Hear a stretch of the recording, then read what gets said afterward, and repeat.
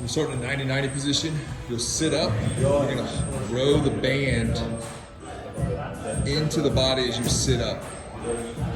To make this more challenging, we sit upright more, and then we will lose the support hand over here. So the left hand over here, we'll try to lose that as we sit up. We'll always need it when we go down, but then when we come up through here, we can try to lose it. That's pretty advanced, and that'll be challenging.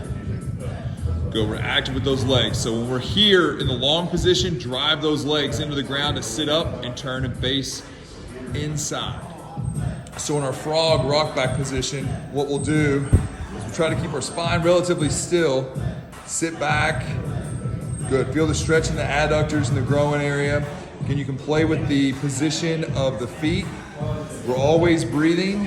And then what we'll do is we'll do 10 to 12 reps, and then we'll sit back and we'll hold in the back position and use your exhales to try to sink into a lower position. So we'll sit back, we'll inhale, and as we exhale, we'll try to sink back lower into it. And then contract your glutes and pelvic floor to come up out of it. So when we're low here in this position and pushing out, we focus on using that pelvic floor and those glutes to push. Incline bench, you're gonna leave your weight leaning into the pad of the bench. Be careful not to put it pushing down in your foot. And then to spice this up, you could just attach a band or a cable, anything you can attach to reach and get a big stretch here, loading into the hip, sitting up. So you're practicing externally rotating the hip here on your way up and internally rotating on your way up. So here's our hip sweep. So we sit down in a figure 4 position.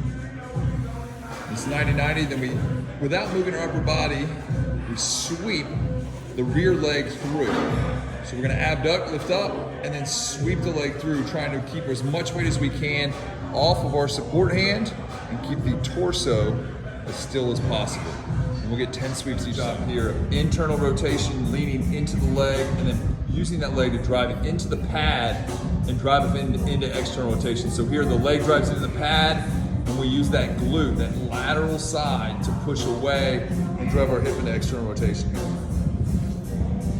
Control that fall in, and remember, we're not moving at the spine as much as the pelvis is rotating around that leg that's fixed on the half kneeling wall position. We can rotate our hand straight, we can make a fist, we can turn our thumb into the wall, we can make waves here on the wall and come back around. We can also, from this position, press the hand into the wall, increasing the tension on that stretch, and then do a lift off, not moving our torso or upper body, just lift the arm off the wall. And you can feel the activation of the posterior fibers in the shoulder, the lat a little bit, all the fun stuff that's in that rotator cuff. Always breathing. So here we let the rope take us and stretch. We're pushing through the floor, through the inside edges of both feet, feeling those adductors stretch. Here, when you're in the long position, you take a big inhale, try to fill up the back of those ribs, fill up that tight space in your low back and glutes, and then use your legs, adductors, and glutes to sit back up smooth. Get a big long reach here, let that weight take you. Big reach, stretch the adductors out, drive through the inside edge of the feet, and use the inside of that leg to push yourself back up.